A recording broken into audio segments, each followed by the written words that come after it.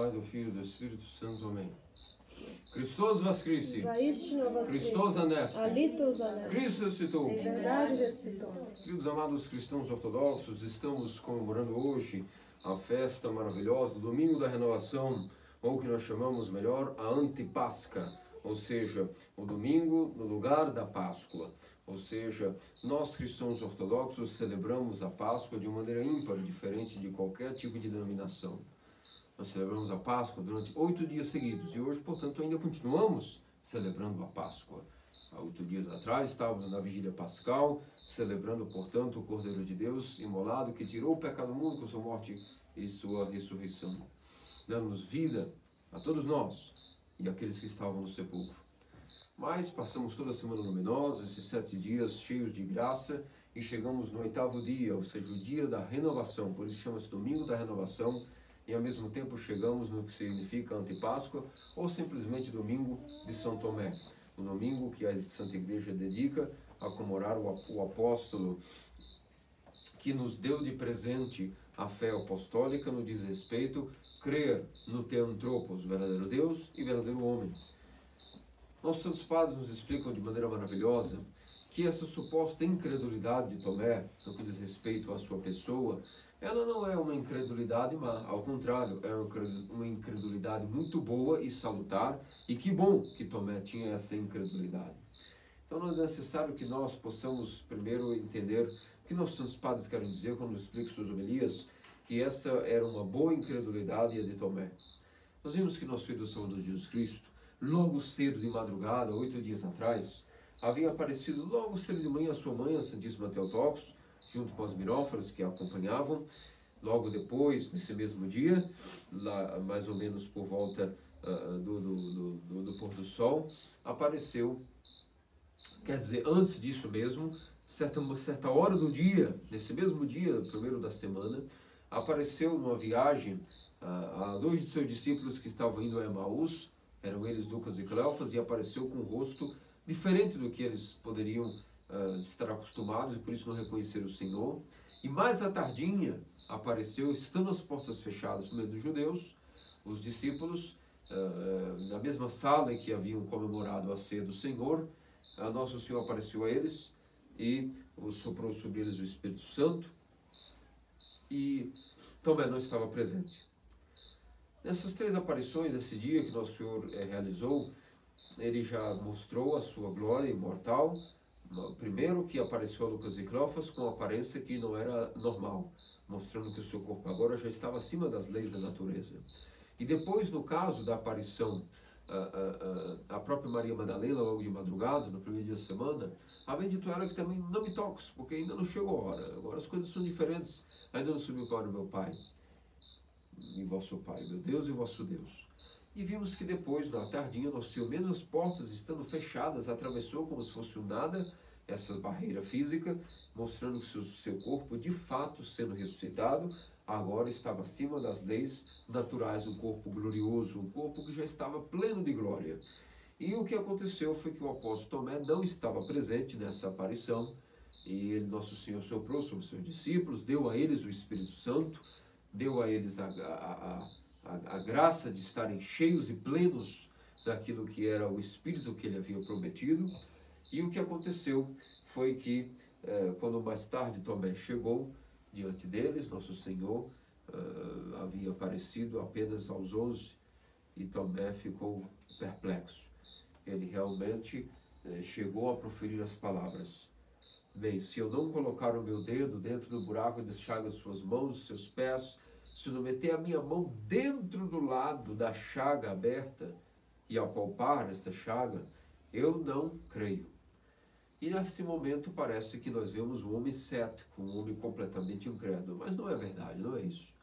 Essa figura popular que o Ocidente vende de Tomé como um homem sem fé ou incrédulo, é na verdade uma figura que apenas se popularizou no Ocidente. Nós, que proclamamos seguir os passos dos Santos Padres, nunca vimos Tomé como uma pessoa cética, uma pessoa que tem essa falta de fé de uma maneira como um cético, aquele que jamais cresce e não vê. Não é isso. Então é necessário entender da onde veio essa suposta falta de fé de Tomé. Na verdade, não era falta de fé coisa nenhuma. Significa o seguinte: Existem comentários sobre os padres siriacos, sobre esse evangelho do domingo da renovação, e existe uma leitura que Sir Mar Tiago de Sarug, quando Mar Tiago de Sarug escreveu seus comentários em versos e diálogos sobre esse encontro, ele narra nos versos a maneira siriaca de ser, poética, de que quando Tomé chegou e escutou que os apóstolos disseram, nosso Senhor esteve aqui, passou pelas portas como se fosse nada, realmente ele viveu e ressuscitou. Pedro e João, quando haviam visto apenas as faixas funerárias, de fato era um sinal que ele havia ressuscitado, e as mulheres não estavam delirando, de fato ele veio e esteve conosco. E então Tomé, naquele momento, realmente fechou a cara e proferiu as seguintes palavras: meus amados irmãos, vejo que talvez a minha condição, meu status de apóstolo, deve ter sido abalado de alguma maneira. Talvez, então, a minha condição de apóstolo e discípulo tornou-se inferior por algum motivo. Eu não fui digno de ver o meu Senhor. Então, como pode ser que eu, quando vá agora ao seu mandato, pregar em todas as terras longínquas do mundo que o Senhor ressuscitou? Afinal de contas, nós sabemos que, de fato, Tomé foi literalmente para o fim do mundo. Foi até as Índias evangelizar as Índias, depois passou pelos estreitos, passou para as Américas, visitou toda a América do Norte e América do Sul, como há vestígios de suas visitas, até mesmo as tribos que jaziam, havia o famoso conto de um velho de barba branca, que há muitos séculos atrás havia vindo e depois se foi novamente, e disse que depois um dia voltaria para novamente pregar a eles em alguma ocasião futura, ou seja, no juízo final. Essa tradição desse velho de barba branca que os aborígenes indígenas tinham já aqui no meio mesmo da América do Sul, é o próprio São Tomé. Por isso viajou às Índias, viajou às Américas, foi até o fim do mundo desconhecido.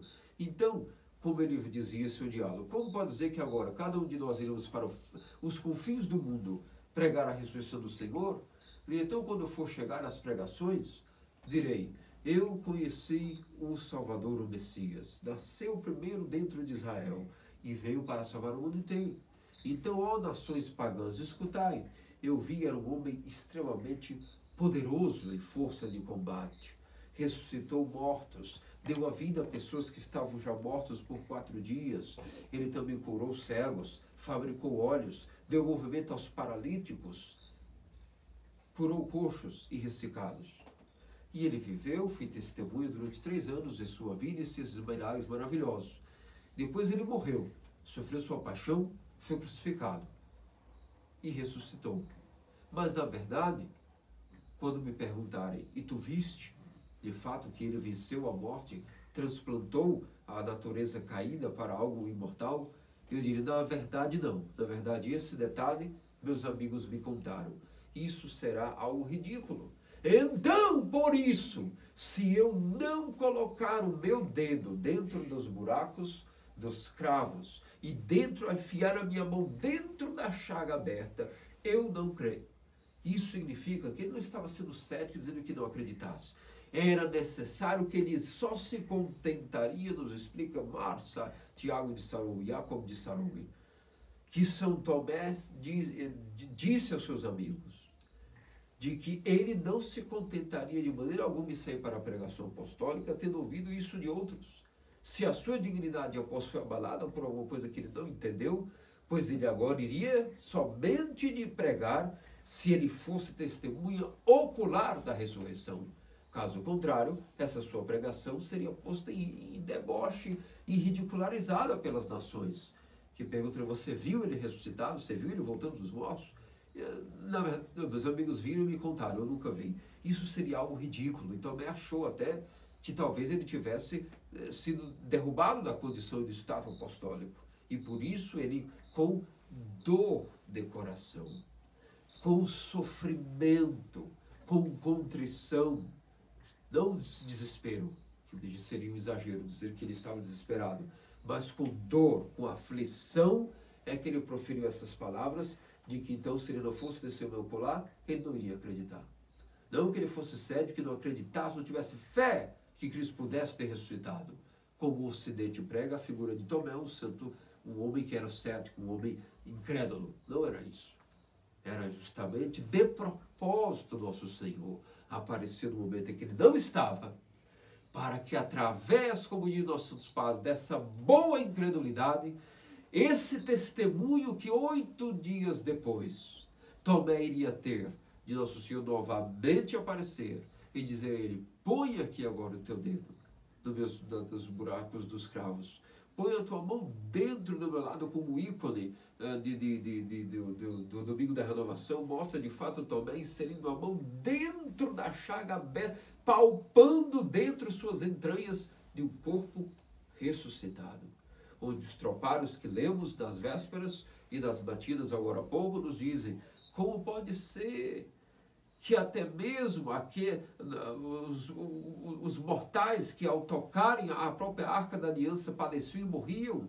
Como pode ser que agora Tomé, sendo um mortal, ponha a mão dentro de teu lado transpassado e não morra, não se desvaneça?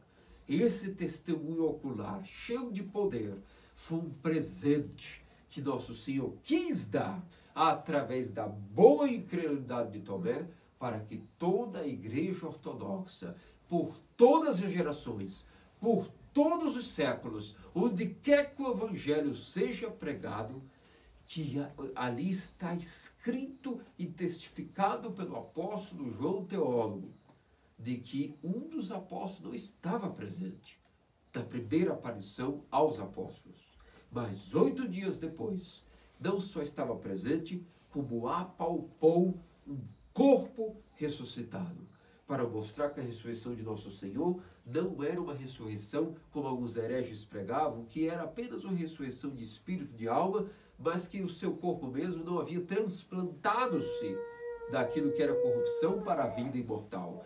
Não, ao contrário, com o testemunho de Tomé, sabemos que nosso Senhor ressuscitou plenamente. O seu corpo era um corpo igual ao nosso e sem pecado desde o começo, e por isso a corrupção não poderia se apoderar de suas células, de suas moléculas e nem mesmo um segundo.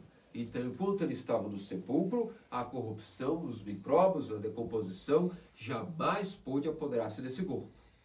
Agora, quando a sua alma venceu a morte, pisoteando-a com sua própria morte, dando novamente vida a este corpo que não sofreu caducidade quando estava no sepulcro, agora levou esse corpo não somente ao corpo não passivo de corruptibilidade, mas agora um corpo dotado de imortalidade e acima das leis da natureza. E mesmo assim, passando as portas fechadas, era um corpo real e verdadeiro. E esse testemunho de que nosso Senhor era meu Senhor e meu Deus. Ao Tomé tocar, ajoelhou-se e deu a nós, a toda a igreja ortodoxa, a confissão de fé, onde todas as eras, em todo momento, até o mundo ser mundo, nós temos a confirmação de que nosso Senhor ressuscitou em seu corpo agora imortal, mas um corpo verdadeiro, sendo verdadeiro Deus e verdadeiro homem. A sua ressurreição permeou a sua humanidade completamente. Então Tomé deu a confissão: meu Senhor, ou seja, meu homem, no sentido de homem, Deus, e meu Deus, meu Theanthropos, ou seja, aquele que é tanto perfeito em sua humanidade, imortal agora esta, e totalmente perfeito em sua divindade. E, portanto, todos aqueles que vieram participar desse corpo, dessa ressurreição, também irão usufruir dos mesmos benefícios que nosso Senhor usufruiu. É por isso que esse é um sinal para todas as eras, de que quando nosso Senhor ressuscitar o dia dos mortos, ou quando nós ressuscitarmos no dia dos mortos, perdão, nosso Senhor não, porque ele já ressuscitou, obviamente, quando nós ressuscitarmos no dia do juízo final, que tipo de corpo, que tipo de lei vai imperar em nossos corpos? Esta mesma lei que impera no corpo de nosso Senhor atualmente.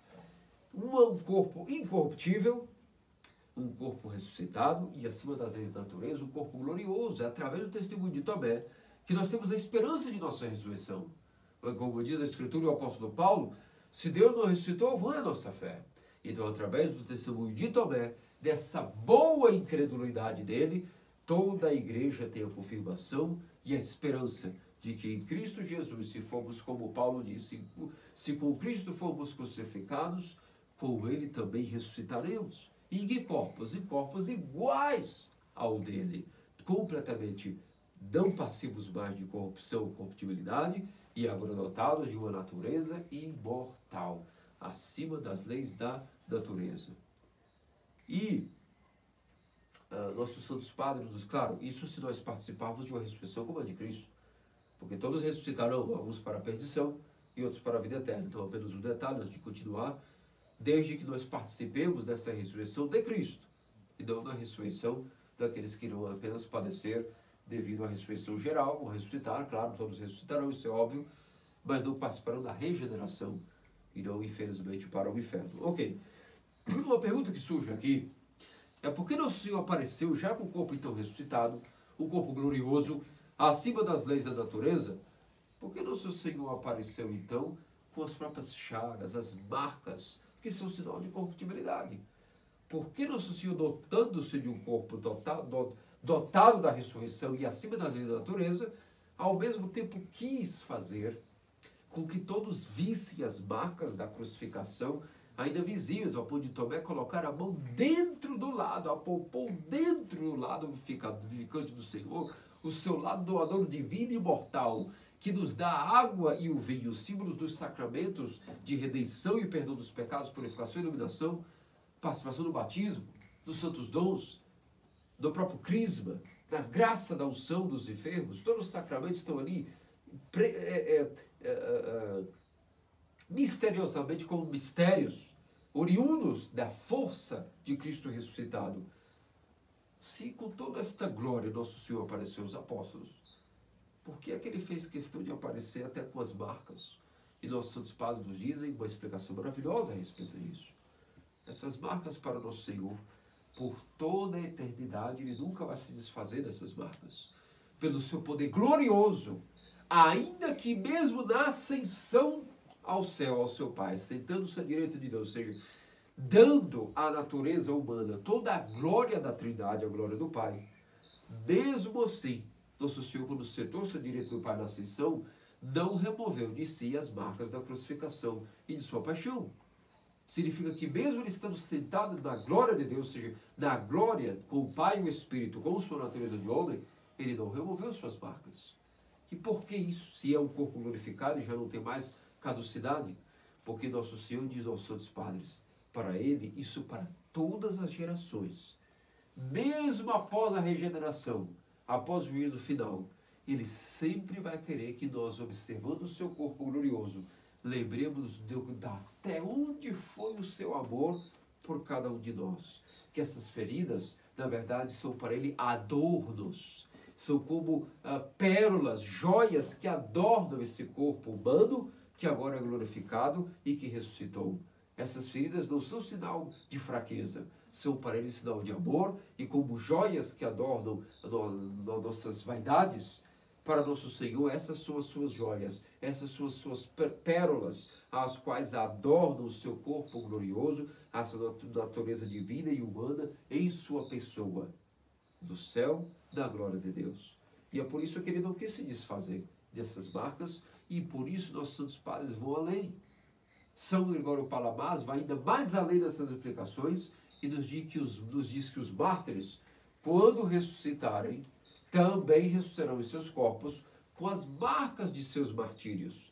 Porque se até Nosso Senhor, que é Deus imortal, também quis ressuscitar com as marcas de sua paixão, e isso para ele é um adorno, são como pérolas ornando o seu corpo, muito mais, é óbvio que os mártires, que são criaturas e servos desse mesmo Deus, também irão participar desse mistério, e todas as suas marcas, suas decapitações, suas cicatrizes, seja o que for, tudo estará como cicatrizes, como marcas, para toda a eternidade, porque para os mártires é uma glória ter morrido por Nosso Senhor e ter dado testemunho dele.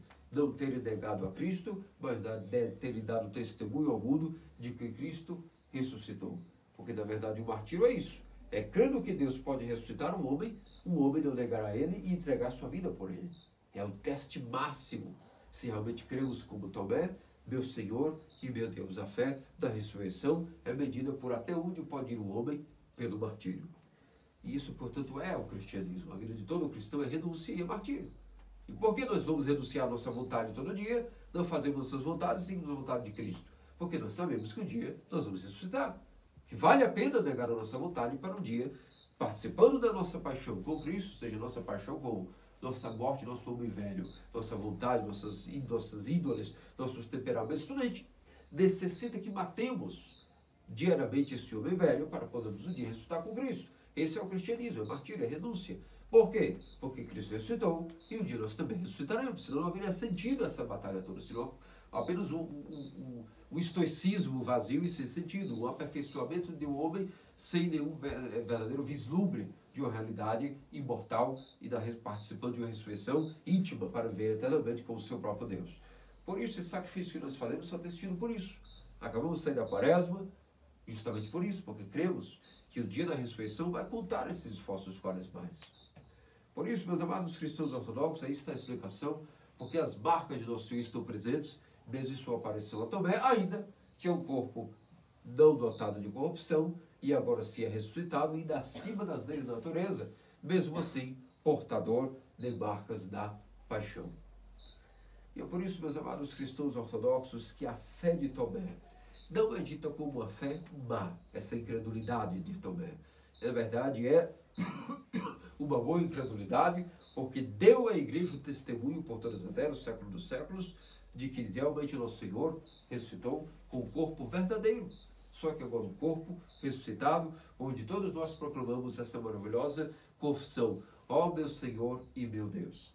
Pois bem, além disso, nós temos que refletir o seguinte: por que será que a Igreja Ortodoxa comemora a ressurreição de nosso Senhor dessa maneira que nós estamos comemorando?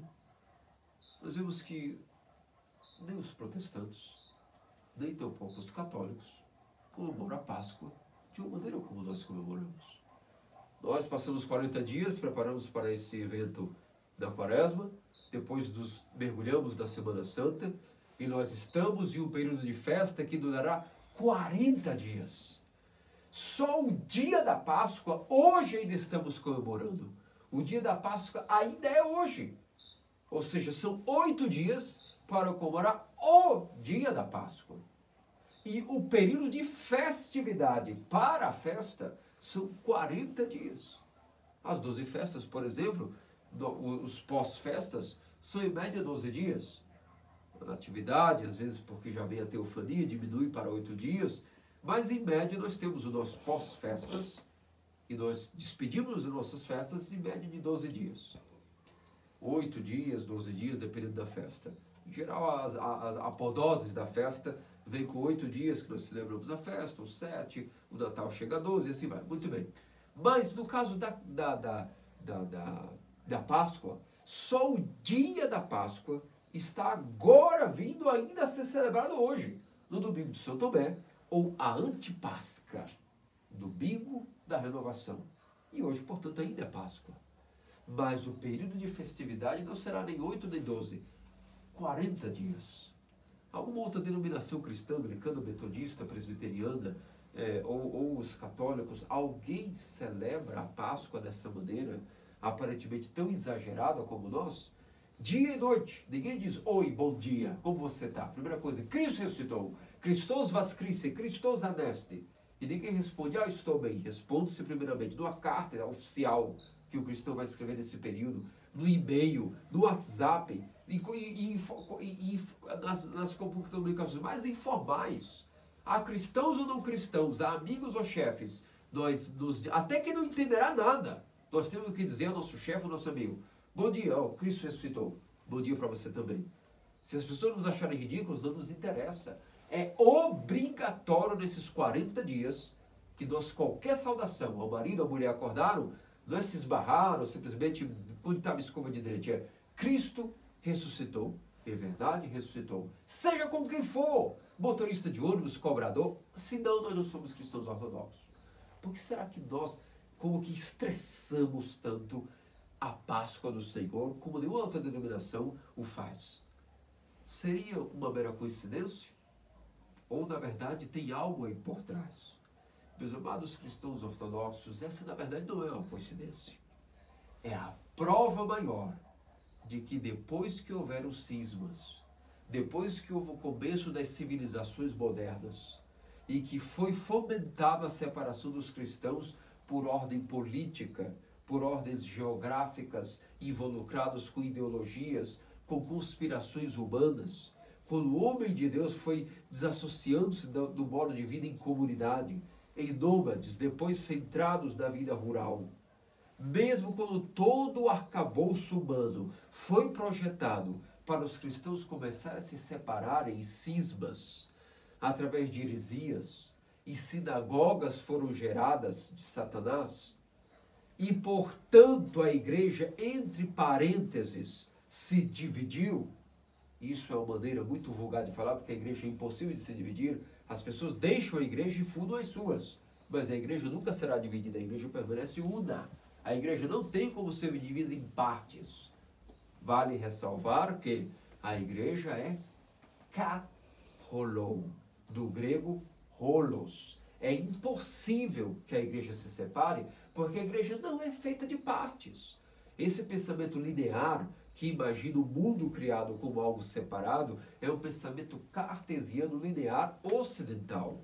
Mesmo o mundo natural não pode ser estudado como partes separadas, como a própria ciência atual não prega, que nós quebramos as disciplinas em subdisciplinas para estudar o mundo natural e os seus processos. É por isso que não se entende nada. E é por isso que os cientistas, quanto mais estudam, descobrem novas descobertas que contrariam as outras do passado, e a ciência nunca chega a uma conclusão. Porque o único modo de ver o mundo natural é estudando o mundo como todos. E a própria igreja, ela é não um conjunto de partes que formam uma igreja. Isso não existe na concepção da igreja católica. A igreja católica, a dita ortodoxa, ela é una, impossível de ser partida, porque o corpo de Cristo não pode ser dividido. É um corpo holos, ou seja, um corpo católico, que é tudo em todos os tempos e em todo lugar, onde quer que for. Não há como separar uma parte do corpo de Cristo e dar a alguém. Quando nós comungamos a partícula, estamos comungando um pedaço do corpo de Cristo, negativo. Estamos comungando Cristo inteiro vivo. Por isso, essa é a igreja católica e essa é a igreja ortodoxa.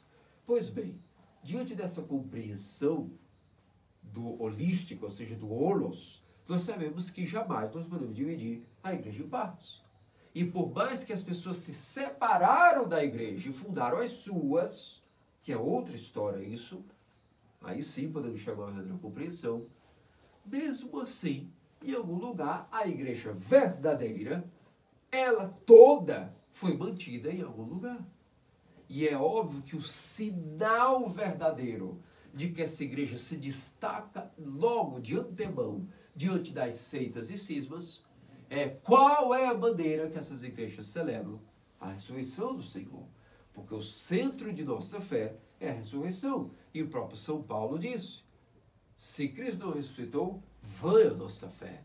Então o fato de que a igreja ortodoxa comemora a Páscoa dessa maneira tão cheia de estresse, não no sentido negativo, mas no sentido de destaque, de impulsionar-nos cada vez mais com ânimo e coragem a celebrar um dia da Páscoa, 8 dias.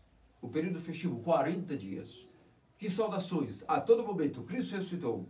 Tropário da Páscoa, cantado durante 40 dias em todas as refeições, 3 vezes, antes e depois. Dos ofícios, antes e depois. Todo ofício se abre e se fecha com os tropários ressurreicionais. 40 dias. Isso não é coincidência, é o alarme maior de que é por isso que nós somos a verdadeira igreja. Aqui está a verdadeira doutrina. Todas as outras fés foram perdendo força, desconectando-se do verdadeiro cerne que é a ressurreição, que é a base da fé cristã, e por isso são seitas e cismas. Mas se nós mantemos até hoje a comemoração como os apóstolos estabeleceram, até o dia de Pentecostes, período festivo, tirando ali uma semaninha para comemorar a festa da Ascensão, nós estamos em total festa pascal durante 40 dias, E só o dia de Páscoa é comemorado 8 dias, sendo esse o 8º dia hoje, domingo de São Tomé, chamado Antipáscoa. É por isso que a igreja, como essa semana que passou, que estamos nela ainda, é como se ela nos derrama um balde de graça, onde nós somos mergulhados pela força do sepulcro, de onde nosso Senhor ressuscitou. Todos que foram piedosos dessa semana e não apenas se preocuparam em encher a pança com gula, em provar carne, biscoitos, chocolate, mas se preocuparam em provar a graça de Deus, perceberam que essa semana é como se nosso Senhor derramasse baldes de graça, devido ao fluxo da maravilhosa fé que nós proclamamos como somos ortodoxos, que Cristo ressuscitou. Esse alarme, esse hino, esta saudação, que nenhuma outra denominação cristã mantém, é óbvio, é um sinal que já detona de antemão que por eliminação está aí óbvio que as outras denominações que se separaram da igreja em outrora não passam de cismas e sinagogas de Satanás, mas que a verdadeira igreja está onde a ressurreição é mais comemorada. É uma questão até de prova de eliminação, é óbvio que é assim. E por isso que grande alegria. O grande mistério de pertencer ao corpo de Cristo, todo ano é um mistério, todo ano, cada domingo, vale ressaltar, é uma pequena Páscoa. Assim como esse domingo de hoje é como uma réplica do domingo passado, todos os domingos que vão vir, das miróforas, depois do cego de nascença, paralítico, todos os domingos, toda a série dos 52 domingos que o ano tem, todos não passam de pequenas Páscoas. E é por isso que o domingo tem essa graça tão especial, porque é o dia do Senhor. O domingo vem de Dominus, do latim, o do dia do Senhor. E russo, para ter ideia de até onde vai a fé ortodoxa, em russo, domingo chama-se Vos Crescenie, que quer dizer justamente isso, ressurreição. Domingo, diz, qual é o dia do domingo em russo? Vos Crescenie, que quer dizer justamente o dia da ressurreição. Por isso, meus amados cristãos ortodoxos, não deixemos jamais o fôlego, a forma espiritual, este calibre que nós ganhamos na quaresma, tem que ser mantido durante todo o ano. Nós renovamos o nosso ânimo na quaresma e aumentamos o nosso poder de combate durante a quaresma. Não quer dizer que simplesmente isso foi como que uma força elástica, primeiro, adquirida, que depois, como perdeu-se, como a nossa querida mamá sempre diz. Alguns frequentam a fé ortodoxa para carregar suas baterias. Vêm na Páscoa, acham que ganharam graça e se vão ao mundo. Isso é óbvio que é uma tolice, é uma estupidez. Nós, na verdade, na quaresma, nós aumentamos mais o poder de combate que nós tínhamos adquirido no último ano. E a cada ano, devido ao asceticismo, negar a vontade, negar a comida, o jejum, a abstinência, as horas de refeição, isso vai aumentando em nós, através de uma cura psicoterápica e espiritual, o nosso poder de combater espiritualmente, em nome de Deus, contra o maligno. Esse poder de combate aumenta, para aqueles que realizaram a quaresma, obviamente, e então a graça de Deus aumenta mais ainda na Páscoa, e é uma forma, uma postura que tem que ser mantida durante todo o ano. E ela vai aumentando ano após ano. E é por isso que quando nós ficarmos velhos, cansados das paixões, finalmente o corpo poderá deslumbrar-se na transfiguração de nosso ser, que se chama iluminação do homem. Que quanto mais nós não desistirmos, poderíamos morrer, se Deus assim quiser, do pé da deificação. Isso é a vida normal de todo cristão que participa da ressurreição. Jovens, aspirações ativas, mas não desistindo, lutando contra si mesmo, batendo a cabeça na parede, mas cumprindo obedientemente o que a igreja nos dá. Mas um pouco o poder de combate foi aumentado esse ano e o outro ano, e vem esses maravilhosos tropalhos, essa graça da ressurreição, e nosso poder de combate foi aumentado, a força e comunhão com Cristo também. E é isso que nós aprendemos aqui. Para finalizar esse sermão, o que nós aprendemos da Assembleia de Tomé? Da Assembleia incrédula e sem fé de Tomé, como o Ocidente gosta de dizer, o homem cético. Tomé é um apóstolo sem fé. Claro que não. Não é questão de não ter ou não ter fé.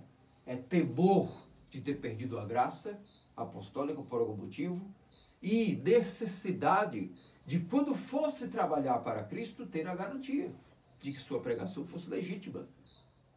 Porque ele não confiou em si, mas confiou em Deus, sabendo de que vai que na hora eu perco a minha pouca fé, na hora de testemunhar que Cristo ressuscitou. Porque eu poderia acreditar pela boca de outros que ele ressuscitou, claro que sim. Mas até que ponto iria ser verdadeira esta minha pregação, com poder para as pessoas que iriam escutar? E então, o que nós aprendemos dessa assembleia dos apóstolos? De que, ainda que Tomé não estava na primeira assembleia, ele estava na segunda.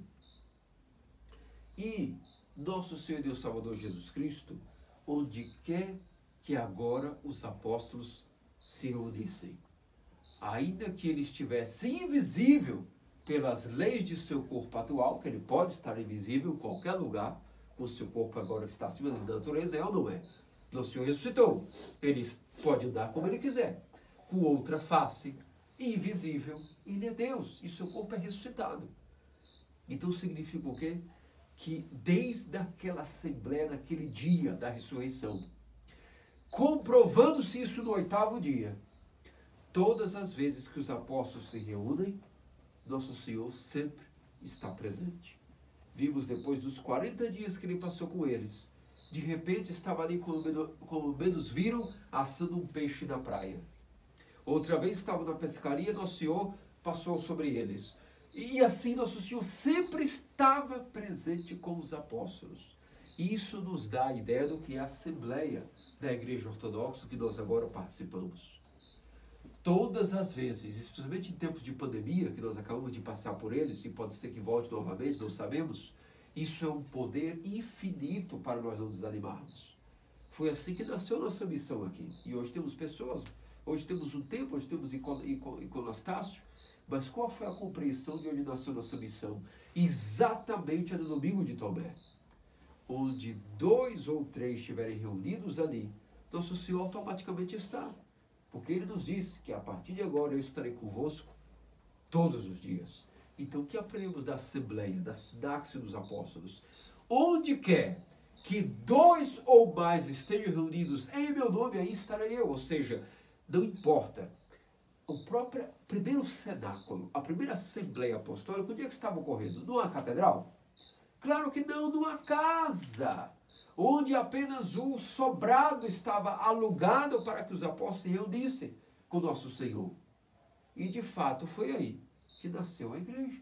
Onde depois da igreja mãe, entre aspas, Jerusalém, termo esse que nós não podemos dizer, porque não existe igreja mãe, é um termo completamente mundial e ecumênico, mas vamos dizer, a sede inicial em Jerusalém não gerou filiais, digamos assim. Ela, na verdade, se espalhou. Mas a nossa sede original, Jerusalém, foi ali. Ali estava a sé número 1, a sé apostólica em Jerusalém. Aonde? Simplesmente uma sala doméstica, em um simples salão. E daí nosso Senhor estava presente. E o que faz uma igreja? É o templo, a ouro, a decoração, a quantidade de ícones, ou a presença de nosso Senhor? Então aprendemos da Assembleia de Tomé e dos apóstolos, de que nosso Senhor, onde quer até o fim dos tempos, que 2 ortodoxos estejam presentes, automaticamente nosso Senhor, ele que é invisível, ali está. E é isso que fez com que as comunidades do mundo inteiro fossem fundadas. Foi aí que nasceram depois presbíteros para essas comunidades. Mas não que primeiro vamos gerar um presbítero para depois que isso seja real. Negativo. Onde 2 começam a orar em nome de nosso Senhor, ele sempre estará presente. E depois esse número pode aumentar ou não, mas não interessa. Quem foi que disse que necessariamente o número tem que aumentar? Onde 2 ou 3 estiverem, nosso Senhor automaticamente aí já está presente. E é por isso que daí os apóstolos, se onde se reúne o Senhor já estava presente, invisivelmente ou não, quem são os apóstolos atuais? São os bispos. E não só os bispos. Nós, os seguidores dos apóstolos, nós, os fiéis cristãos ortodoxos, que somos os herdeiros do legado dos apóstolos em todos os tempos, também onde quer que nós nos reunamos, ainda que Cristo esteja invisível, ali ele está presente. Isto é garantido pelo que nós aprendemos também dessa Assembleia do Domingo de Tomé. Por isso, meus amados cristãos ortodoxos, aproveitemos essas graças dessa temporada pascal, passamos a temporada de jejum fúnebre, agora prometemos a outra temporada de graça. Não para relaxamento espiritual ou perda do asceticismo, como se não houvesse asceticismo praticado nesse período. O asceticismo aqui é diferente, é que ele não é de esforço físico agora é de vigilância, de mantendo o ânimo, só de estar continuando deste desejo de viver a Páscoa todos os dias, até o 40º dia, isso é o nosso asceticismo. O que acontece é que quando chegamos ali no meio do Pentecostes, a meia festa antes do Pentecostes, no meio desse período, a maioria das pessoas já nem lembra que passaram pela Quaresma, nem mesmo estão vivendo a graça da Páscoa. Já estão completamente mundanizadas, como se fosse um período comum. Esse é o problema. Tudo passou a ser um costume. Os domingos passaram a ser um costume. E é por isso que sozinho em casa, não há como ter garantia nenhuma de que Cristo está ali. A não ser se for uma situação extracurricular, onde não era possível, então você obviamente entende, principalmente nesses tempos que passaram de epidemia, algumas pessoas realmente solteiras, que moram sozinhas, não puderam ir ao templo, e claro, o Senhor estava ali com elas, do lado delas, com o seu anjo da guarda. Agora, em tempos normais, vamos lá, né? Em tempos normais, tendo dinheiro, tendo carro, tendo condições, em um país como o nosso, que não há guerras, ficou em casa, amigo, é que perdeu. É 2 ou 3 ou mais, não é eu sozinho constituo a igreja. Isso é uma loucura, isso é o início de seitas, isso é o início de cismas. Portanto, pode ser em situações onde nosso Senhor conhece os corações, sabe que a pessoa não tinha como vir, é uma outra história, então chama-se exceção.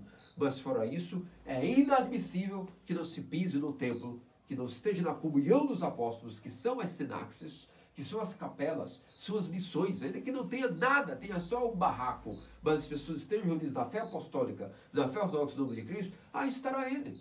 E eu prefiro estar com Cristo debaixo de uma caverna do que numa catedral onde a fé dele não é mais defendida, e multidões que já não proclamam a fé apostólica. Por isso, que vergonha é quando as pessoas têm essa fé, têm o templo, têm as condições todas e preferem ficarem reunidas e resumindo-se às suas insignificâncias, crendo que bastam a si mesmas, dando motivos. O demônio é muito bonito e esperto para criar motivos plausíveis, porque nós não vamos pisar e vir no templo. Claro, o único interesse dele é dele mesmo, de separar, como sendo um caçador de almas. Ele não pode atacar as almas quando elas estão reunidas em manada, mas quando elas estão solitárias, como predadores, os demônios realmente caçam, levam para as obscuridades e estrangulam essa presa facilmente quando ela está sozinha. Por isso, aprendendo do livro de Tomé, vamos juntos na Assembleia Apostólica, juntos, domingo a domingo, em Páscoa a Páscoa, que são os domingos do ano inteiro, as pequenas Páscoas, sempre lembrando que as matinas são isso, a comemoração da ressurreição do Senhor. E as matinas nos dão a entrada gloriosa na liturgia no outro dia do domingo. E que precisamos abrir nossas compreensões e olhos espirituais para todo domingo estar lembrando desses ensinamentos. O que é que você está comemorando hoje? Que domingo? Que tom? Que tom hoje? Tom 1, 2 ou 3? Qual plagal? Plagal 4, 5, 1, 2, 3 ou 4? E qual o tema? Qual o evangelho foi lido das matinas, que são os evangelhos da ressurreição? Todos são 11 que vão e voltam. Os evangelhos da ressurreição no ciclo que não para como um relógio. Qual o evangelho foi lido hoje das matinas? Como eu posso me alimentar todas as vigílias com a força da Páscoa? Essa é a nossa fé.